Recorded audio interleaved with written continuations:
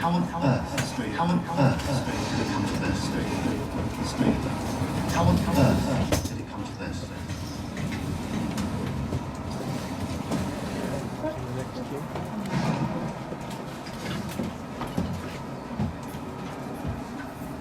Yeah? Yes. So suddenly in my life, the ceased. Everything ceased. But of course, at that point, there was no end. It just looked like life ceased for us all. I found that was really scary. Didn't know what was going to happen. And so I thought, well, why don't we start a sort of a Zoom chatting? You know, never knowing what it would sort of turn into, really.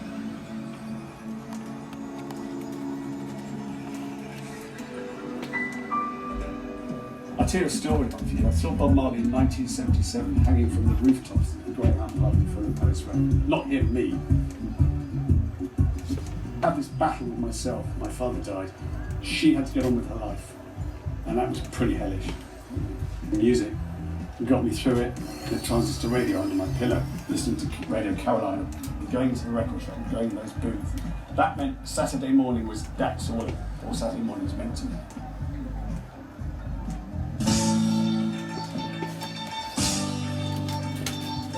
Hammersmith-Odeon in 1973, seeing the last ever Ziggy Stardust gig. Can't even remember where I was with actually. His music kind of got me through even now. But I can't stand injustice. It drives me nuts. I get highs, really big highs and really bad lows. I could come out of the theatre and burst into tears. Some are dead and some are living in my life. I love them all. Friends and family who've helped me through my life. I sort of add them to the list of, the friends and lovers in my life. I love them all. Coming back to one person, so because you live with the memories, but I'm waiting for the festival, and all the bands that blend into one another. God, there were so many bands through the years. But there's a few for you. So I ended up doing most people's music. It was great picking up other people's playlists and putting those together because it reminded me of all sorts of things too.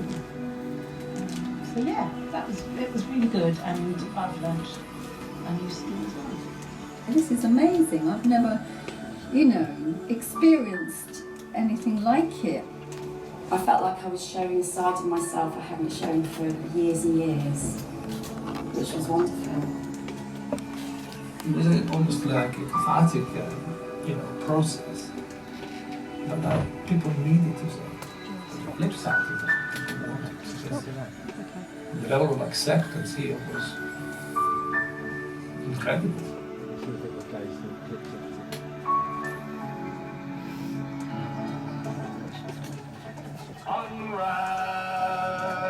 Oh, one minute, let's come back.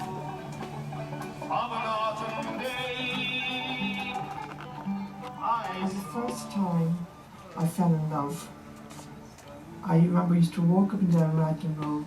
And when I think back, it was just enough just to walk along holding somebody's hand. But I remember the smell of him as a young man. I can feel his hand on my hand walking on Raglan Road. I can feel it in my body now. I would never have made my life with somebody who was an alcoholic. It became a sweet bitter memory with him. The importance is the beginning of it. You've no idea the way the river of your life is going to run, but that rootedness of the place you come from.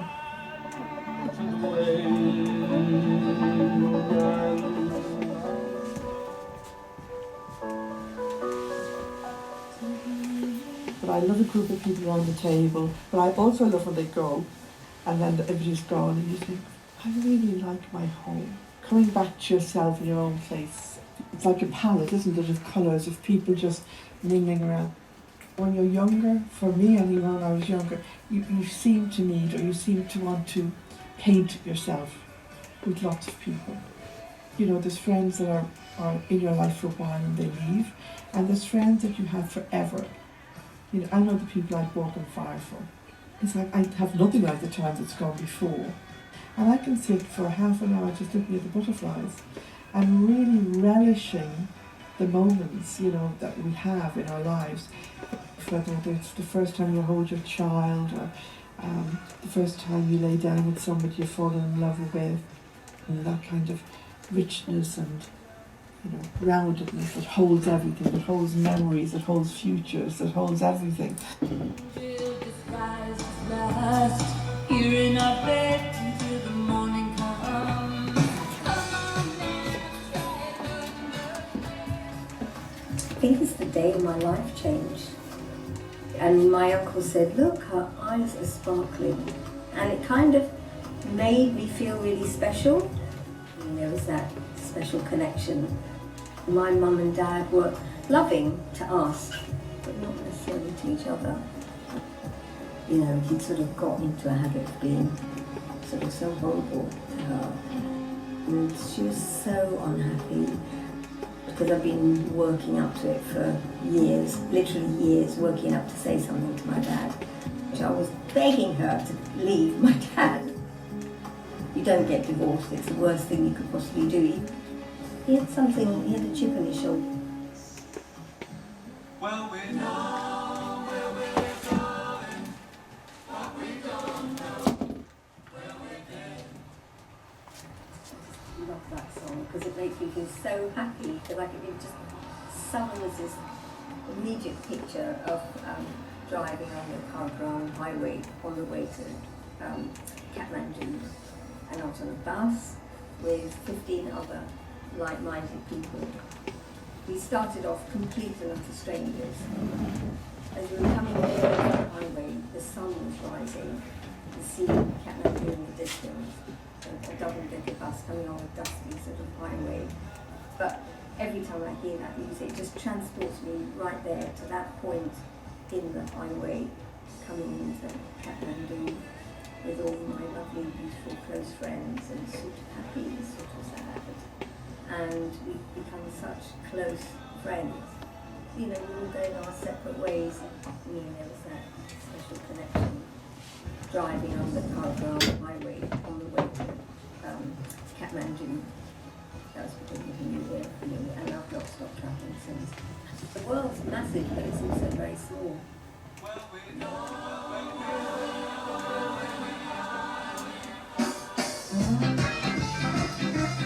Can't help smiling, can't help tapping your feet.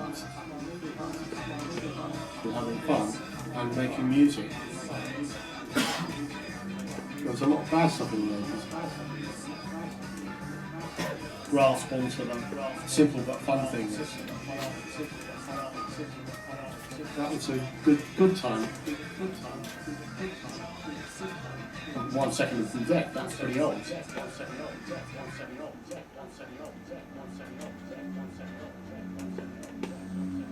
You know, I had a son who just dropped in at 30.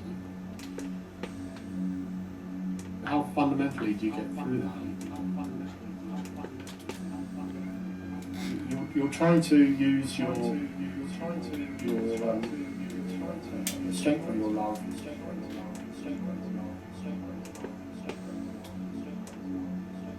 That all the love you put into something cannot be enough. It's a toxic situation. Giving all your love in vain. I'm dying little by little, piece by piece.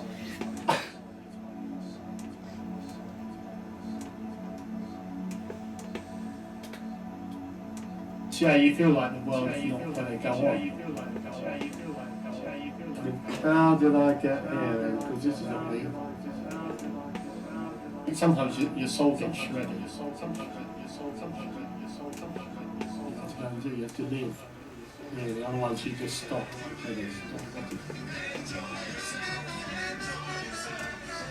Trying to do what you want to be doing. Racing industry. The music provides a bit, isn't it? Can't help smiling, can't help tapping your feet.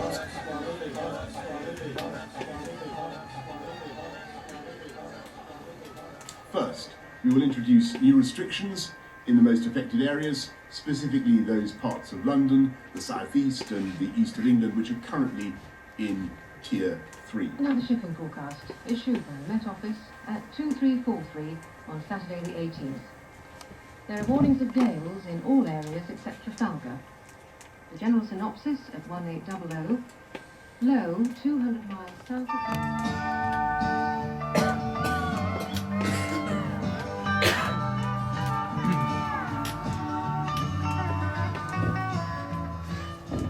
It was our first week at secondary school, and the music teacher went along the row saying, "Don't sing, don't sing, don't sing," to about half of us. So even though I loved music and sang on my own in the shower and the car, I believed I should not sing around other people. That is until nearly 50 years later, when I joined this wonderful choir and was encouraged to join in.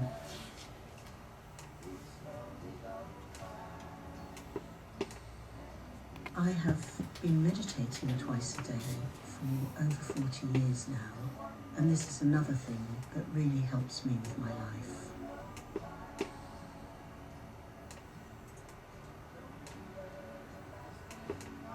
There are so many beautiful songs where the words and music are woven through our lives.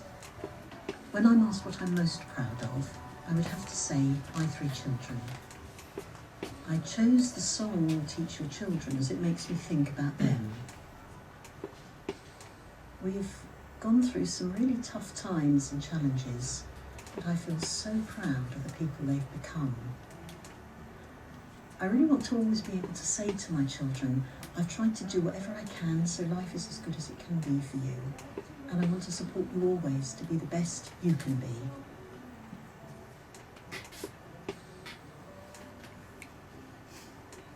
I really love having meals together with family and friends, when we often used to put on tapes or CDs and dance around the kitchen.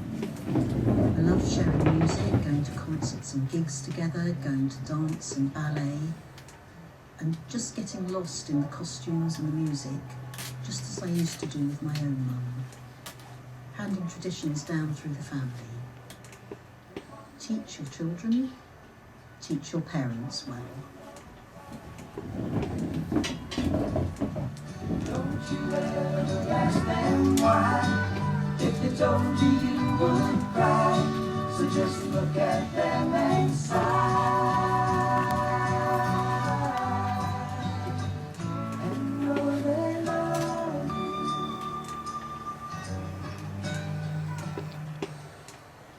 Feeling small. Just loved some of them, their harmonies. It just got me emotionally. It's one of those wonderful memories of a lovely time in my life.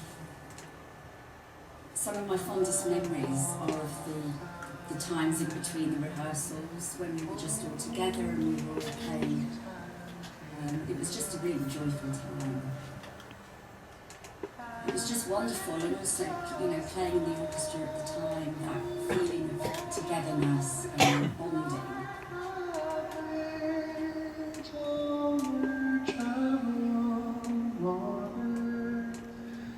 I will lay me down.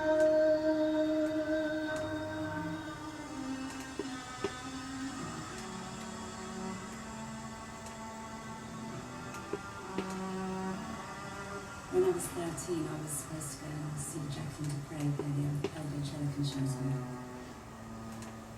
The opening chords of that piece, whenever I hear them on the radio, it just gets me in my stomach. It was my dream to play with an orchestra. And I think, for me, I used to just play my heart and soul out when I played that piece. I think because at the time it was my life. For lots of reasons I chose to give up.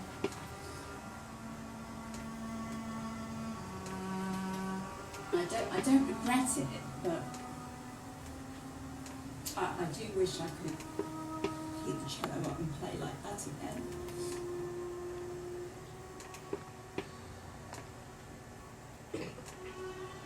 I stopped playing for 20 years. They were doing a charity concert at school. And my girls said, you've got to do a concert. Did the concerts at the school, which was unbelievably emotional. Yes, I mean, I think if I hadn't had that moment, I might have lots of regrets. It all came back, all came back. And I remember walking on the stage at that concert and I almost broke down. It was a wonderful moment. In a lot of ways, doing that concert reconnected me with my friend. And that was such a joyful moment.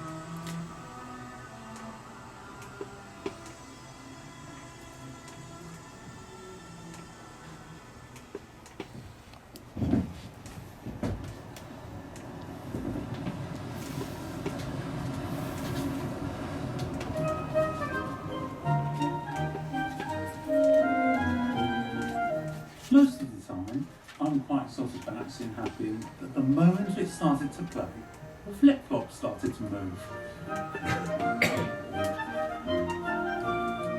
My mum loved music. She would stack what was then her old 78 records. They were those big black vinyl things that went crack as they fell on top of the other. So I had all this background of music that was very much the gift that my mum passed to me, and I hope I managed to pass it to my own children. And that's the greatest gift you can give your children, is that love of both listening to and performing music.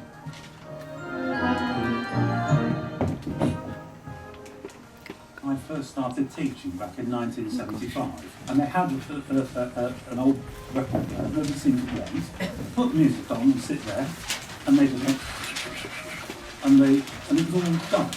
So I knew the kids loved it. I loved listening to it. The kids all used to love getting up and dancing and moving.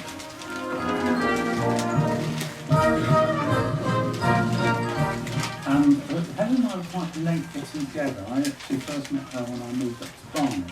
And to begin with, we were a bit indifferent to each other. And Georgie was trying to matchmake, and nothing very much happened.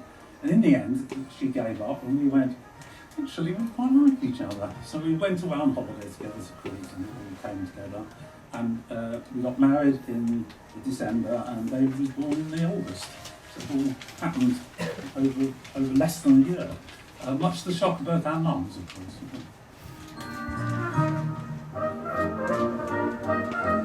And suddenly they got grandchildren. That's one of the special things about having family is that you're older relatives can have the pleasure of the children, but they know that you're taking them home at the end of the afternoon. Anyway, so Country Gardens was played at our wedding. It was a piece of music we went out to, and anyone who knew me knew the connection with it. It's not a usual piece of music that you have at a wedding, but we skipped down the aisle and out to this music playing.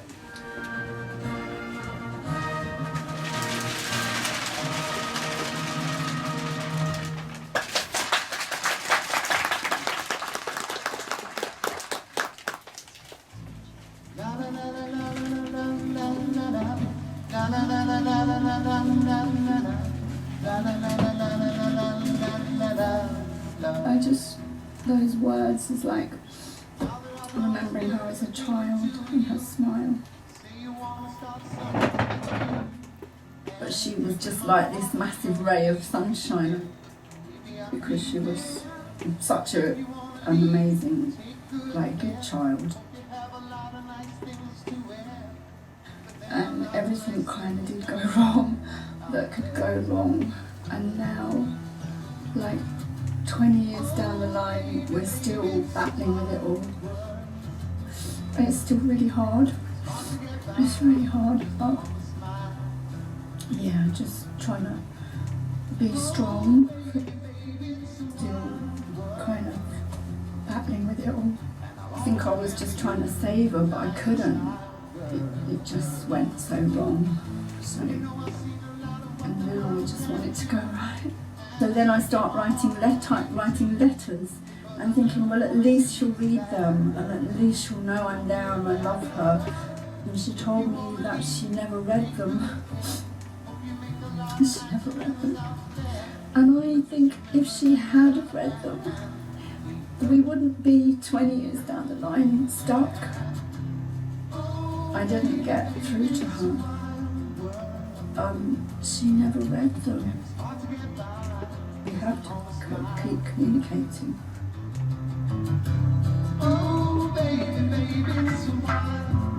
She never worried about, don't worry about thing, everything's going to be alright, because we just want it to be alright, you know, and we didn't know our life was going to go this way. I was always sort of keeping an eye out for him and for her, even though she pushed me away.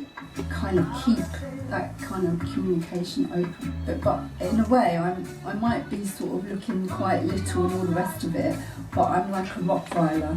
I just will not give up. It's going to be a long, hard journey still. You just got to hang on. You just got to hang on, hang on, hang on. I'm not going to give up anytime soon.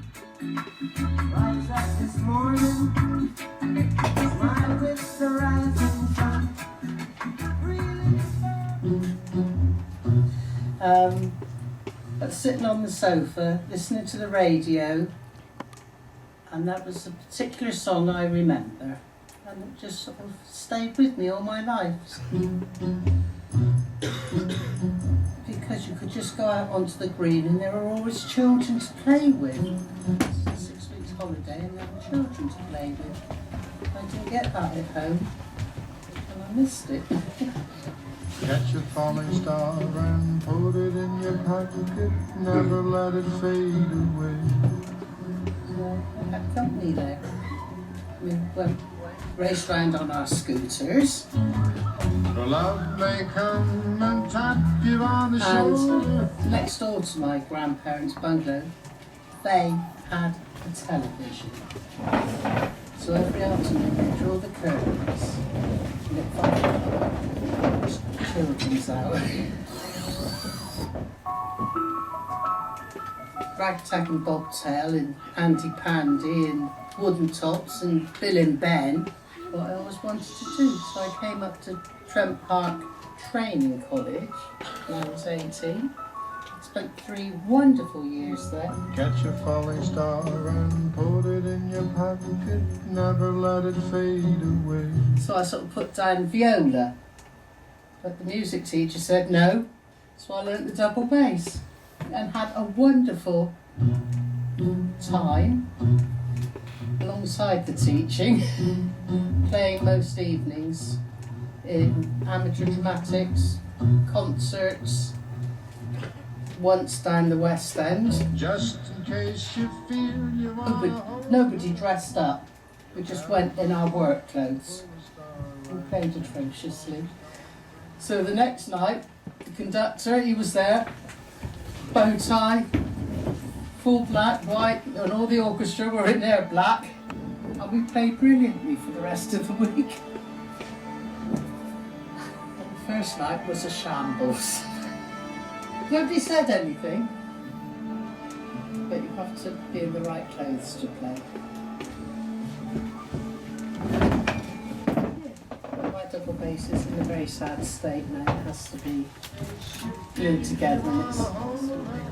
Then in the holiday time, it was me in this big garden. So I used to get on the bus in the morning by myself, tuppence to get into town, threepence to get down to Twerton, but all by myself. And I was 6, 7.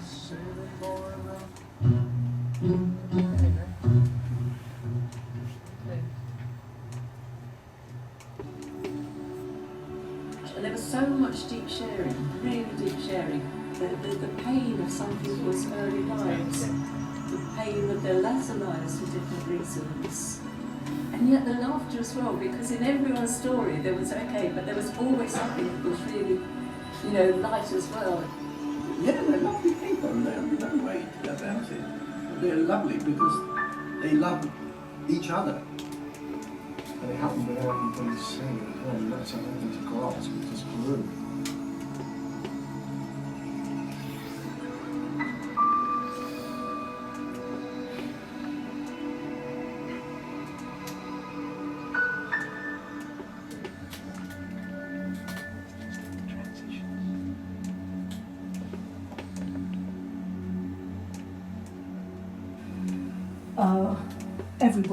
Everybody has such sorrow to tell.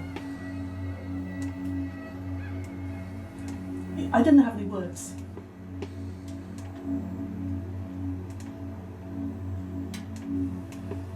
But when you know that they'll be born and there's this complete silence, this is nothing. I never saw her eyes.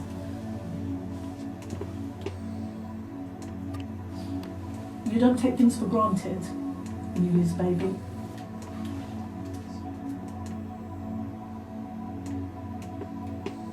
You know,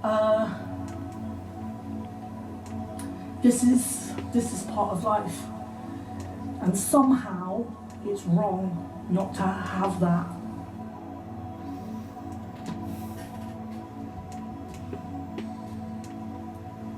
I just felt sort of lonely. I'm like, nobody knows. This is part of my life. This is who I am. And just we need that dark in there with the light.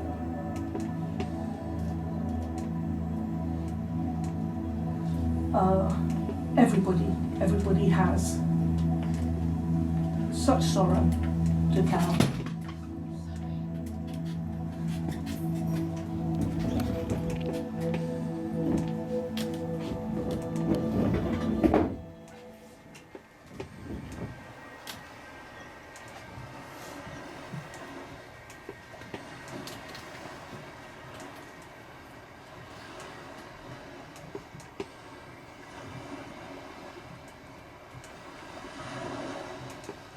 Good night, my angel, time to close your eyes.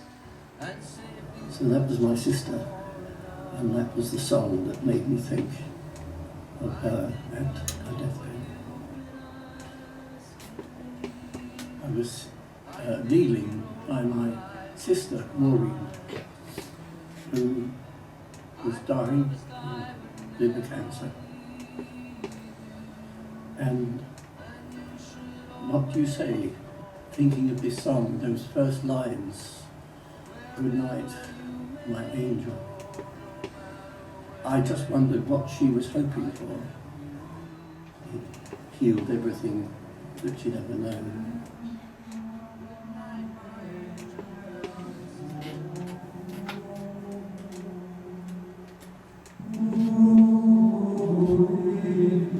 I could imagine myself there, you know, singing so softly and gently. We actually went into the church and sang 8 times a day. How do you pray the psalms? You're singing them, you're singing 150 psalms a week, and you're skating through them in the bed. How do you pray them? Go with the flow, and like a bee dropping in its flight to take some honey from a flower, sing and perhaps come down on a word that means something. That was my life for 4 years in what probably the strictest monastic order in the church. We didn't speak to each other. The day was split into prayer, study, work. You know, that's the 3 parts of your life. It's the body, the soul and the mind. And it was the hardest thing in the world. I was desolated. I was stranded, doing nothing. I suppose I grew to rather, well, to love the life. You really did love each other. Yes, why I left? I suppose gradually I fell out of love as I've had fallen in love, really. And it left me in a sort of jagged sort of place because I had no idea what I was going to do. I had just decided not to do that. So my life had to start again. I realise now that it set me up for all sorts of things, you know, and I don't think Elsie would have married me if it hadn't been her. Because she said, I fell in love with that aura, she said. So, 56 years later.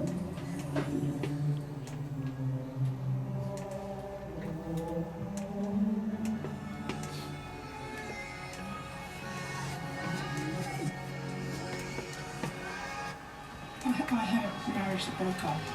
It ended up in a very bad way. He drove away and left this little girl crying on the floor. I had to pick her up. I don't know why he did what he did. I sat on the floor that day and just said, everything I do now from now is for them. And the children just became my glue. They kept me together. It gives me the strength to do things because of them. It's what got me up in the mornings. One of the things I kept on questioning is, why me? Why did he do what he did? We don't need him. We've got on, in fact, quite well. Charles and the girls went to an inclusive school, but we do know that if Charles is included in things, he's a better person and improves. And it was actually a really lovely time in our lives. And Charles did things that he was never meant to do.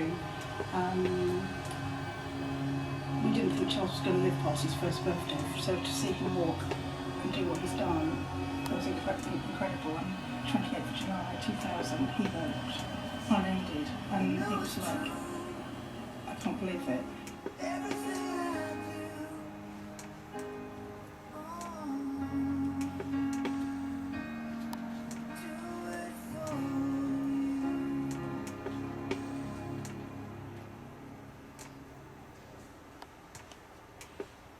I was trying to play this on my guitar, and I was young, it was beautiful, I had hair.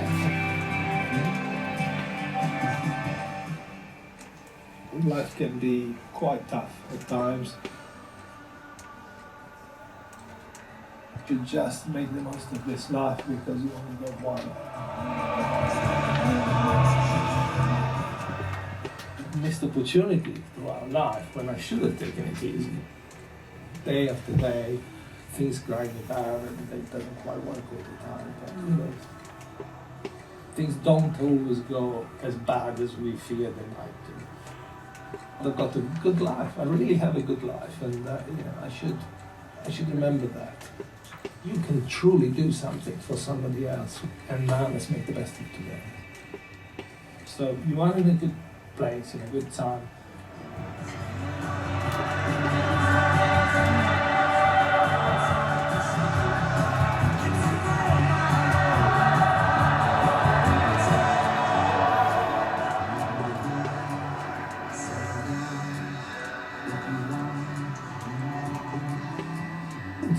To me, it was a song that meant so much to me. At that moment, I realized it wasn't the son anymore. I was the father. I don't know, it was just a turning point. You've got a story inside you, and you don't necessarily pay attention to it. And that's what I'm trying to do with my lyrics. I do try to connect. It's very difficult. Sometimes you don't have the answers, so what you do, So they have to make their choices, and they have to live their lives. There is this connection that goes through music. Time is a funny thing. You can't feel it, you can't touch it, but it goes. Time is time, Better make the most of it.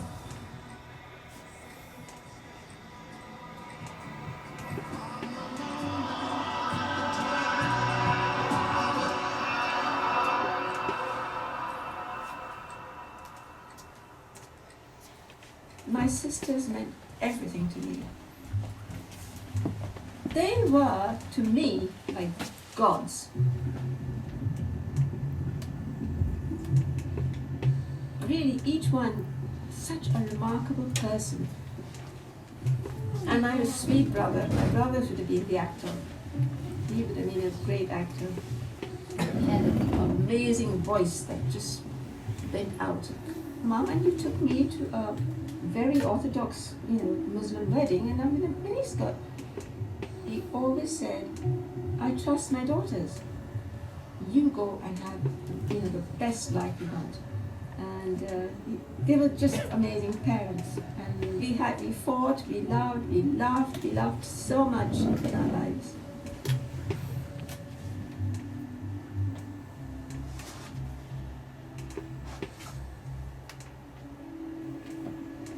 I was a disaster at choosing men because it felt like our life was going nowhere.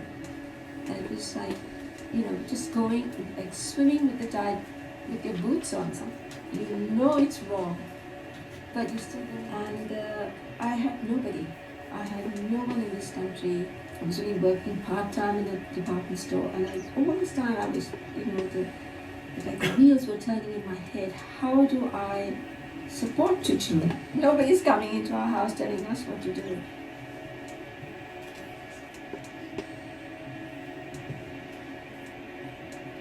I was in this away from home. Father had died, and at last I'm learning something about myself.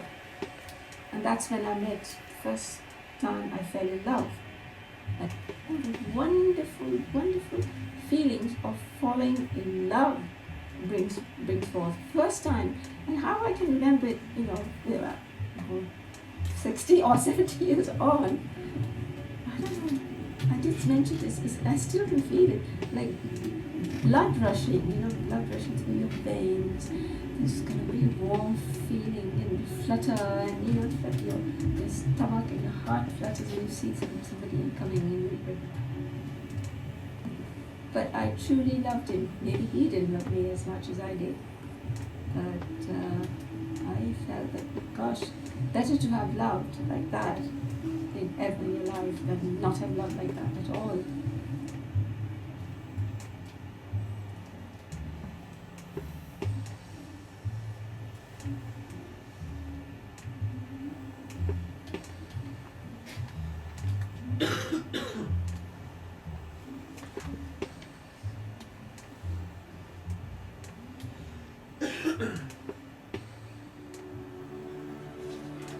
And then along comes Elsie, blew it out of it. We were all in tears. We were sitting there, laughing, crying. But then after that, people kind of felt this sort of gush of emotion, and we felt safe. Because there was, it was just us. And everyone was telling their own story. And she's so brutally honest, and we just felt honoured that she shared such a deep story with us. We were virtual strangers at that point. We knew each other, but we didn't know each other. My God, did we get close in 2 seconds flat, sort of thing.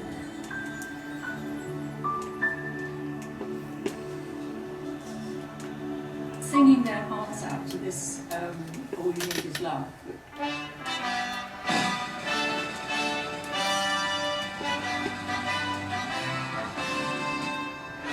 That song just underpins, sorry I do go with you, just underpins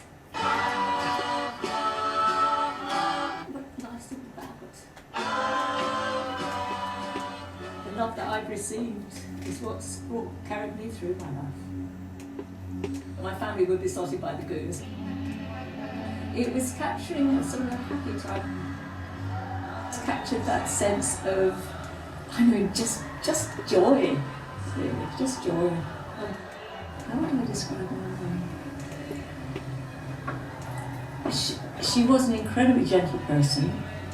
She had a very hard upbringing. Her mum died when she was about 5. Didn't know how to demonstrably affection. Didn't know how to demonstrably show affection. I don't ever really get it right.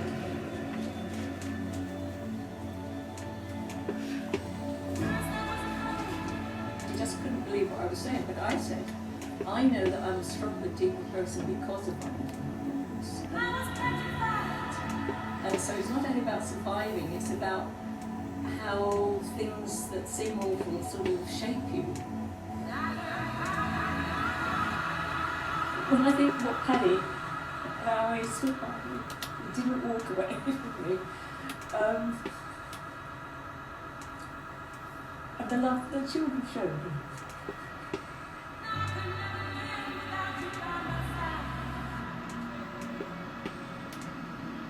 But I realise now that whole experience being part of their journey is part of making them who they are. Joke as well, but it was this time when we shared and chatted around the table. It always was such a special time. So all these sort of things that go on, but it's emotional, it's looking back on my life. You know, some of it was very tough. You know, the kids did go through a lot. They really did. So did Paddy. You know that he took the better for worse seriously.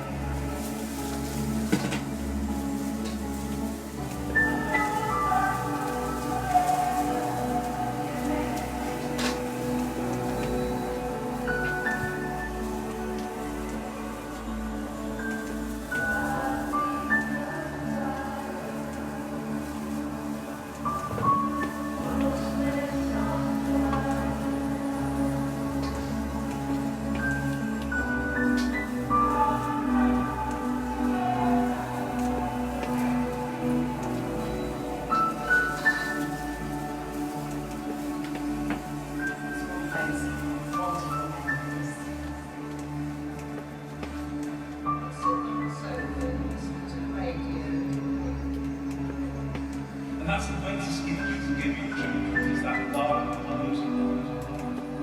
I can come out and feel like burst into tears. Ray of the Function.